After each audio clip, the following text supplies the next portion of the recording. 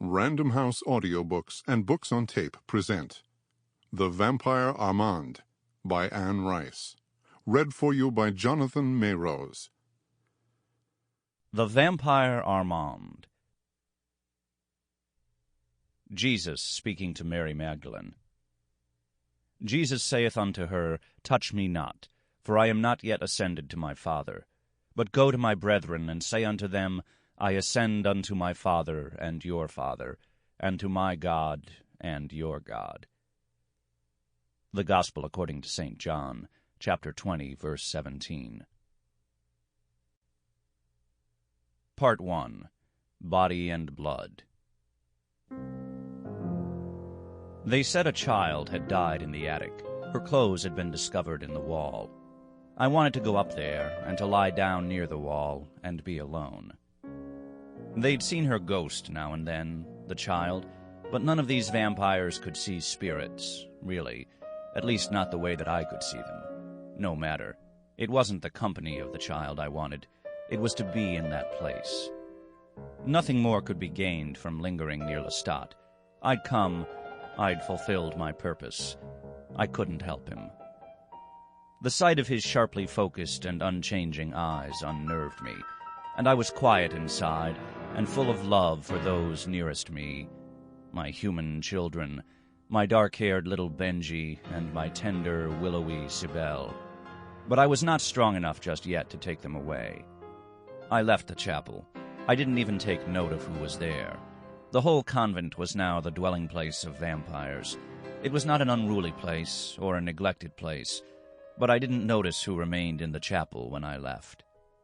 Lestat lay as he had all along, on the marble floor of the chapel in front of the huge crucifix, on his side, his hands slack, the left hand just below the right hand, its fingers touching the marble lightly, as if with a purpose, when there was no purpose at all. The fingers of his right hand curled, making a little hollow in the palm where the light fell, and that too seemed to have a meaning, but there was no meaning.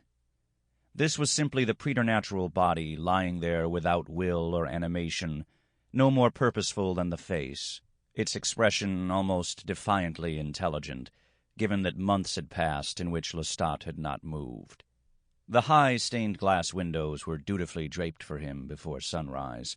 At night they shone with all the wondrous candles scattered about the fine statues and relics which filled this once sanctified and holy place. Little mortal children had heard Mass under this high coved roof. A priest had sung out the Latin words from an altar. It was ours now. It belonged to him, Lestat, the man who lay motionless on the marble floor. Man, vampire, immortal, child of darkness. Any and all are excellent words for him. Looking over my shoulder at him, I never felt so much like a child. That's what I am. I fill out the definition as if it were encoded in me perfectly, and there had never been any other genetic design.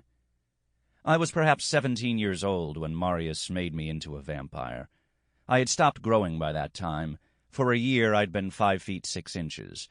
My hands are as delicate as those of a young woman, and I was beardless, as we used to say in that time, the years of the 16th century. Not a eunuch, no, not that, most certainly, but a boy. It was fashionable then for boys to be as beautiful as girls. Only now does it seem something worthwhile, and that's because I love the others, my own, Cybele with her woman's breasts and long, girlish limbs, and Benji with his round, intense little Arab face. I stood at the foot of the stairs. No mirrors here, only the high brick walls stripped of their plaster, walls that were old only for America, darkened by the damp even inside the convent, all textures and elements here softened by the simmering summers of New Orleans and her clammy, crawling winters. Green winters, I call them, because the trees here are almost never bare. I was born in a place of eternal winter, when one compares it to this place. No wonder in sunny Italy I forgot the beginnings altogether, and fashioned my life out of the present of my years with Marosz. I don't remember. It was a condition of loving so much vice, of being so addicted to Italian wine and sumptuous meat. Sample complete.